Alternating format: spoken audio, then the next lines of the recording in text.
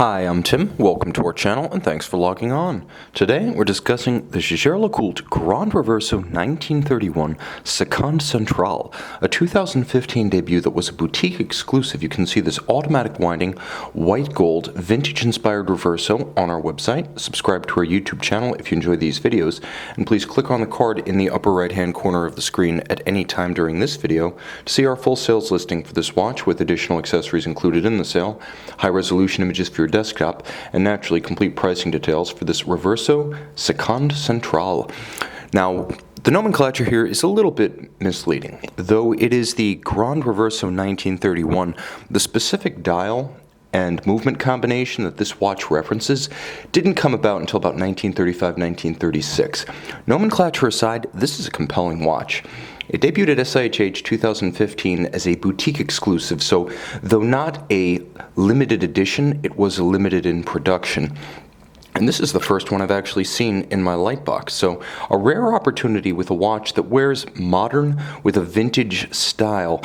From lug to lug, this one's a very wearable 46.8 millimeters, which is to say it wears about the way you would expect from a 39 40mm round watch. Across the case from 9 to 3, the timepiece is 27.4mm, and it's reasonably slim considering a rotating case and an automatic movement. At 9.5mm thick with a generously sloped case flank, this is an easy one to tuck underneath the dress cuff. The watch is nicely appointed, as most premier Reverso watches are, and you can see, as ever, the Reverso lugs are drilled quite deep and high, such that it has a very integrated look. There's no daylight between strap and case flank, but you'll also note that because you can actually pull the strap inboard of the lug-to-lug measurement, that is the extremities, the watch does wear more compact than its bare measurements would suggest. The strap is substantial, bolstered down the center, small-scale alligator leather with a monotone stitch, and you can see a slightly sheer edge on the underside calfskin, and a simple, elegant white gold pin buckle to match. Now, I should mention something about the white gold that's employed here.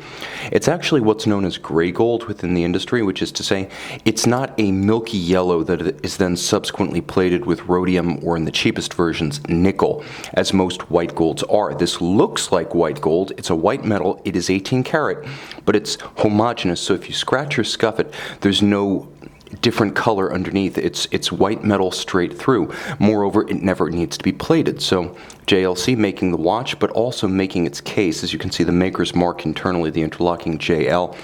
It's a beautiful manufactured product and upscale in every respect. You can see the signature conical ends of the Reverso case, an icon since 1931. You can see it's relatively rectilinear from the top, but in profile you can see just how many rounded arcs there are to the Reverso case. There's also a wonderful 90-degree break between the guidrons, the striations across the case, and the horizontal sweep of the case itself. The dial is dramatic and dynamic. As you can see, center seconds, so a far larger seconds display than you'll characteristically see on a Reverso. It's generally small seconds. You'll also note that the seconds and minutes track, with a small inset railroad-style ring, has been raised above the plane of the dial, so it gives you an extra focal plane and creates a more interesting dial overall, especially in conjunction with this vintage-style superluminova. So it's an easy Reverso to see at night, but it also gains a little extra hue of reddish orange. It's not quite a straight ecru or brown fade. It has a little bit of color to it. Now, the timepiece features a classical polished caseback, so whether you simply want to mystify your friends and keep them guessing at what that is on your wrist and how it's read, or you wish to personalize with an engraving, lacquering, or enameling, you have that opportunity. This one is tabula rasa. What you can also see is the elegant and tightly spaced perlage engine turning across the carriage on the caseback. You can see that there is a special edition notation. Once again, a limited production, not limited edition. The timepiece features a Jaeger-LeCoultre caliber 966A internally, so automatic winding with 38-hour power reserve. Back when this model came out in 2015, automatic winding Reverso models were still quite rare. There had been the Grand Sport family in the late 90s to mid-2000s, the Squadras in the mid to late 2000s, and a handful of examples here and there, but this was quite a novelty and a break with tradition when it debuted.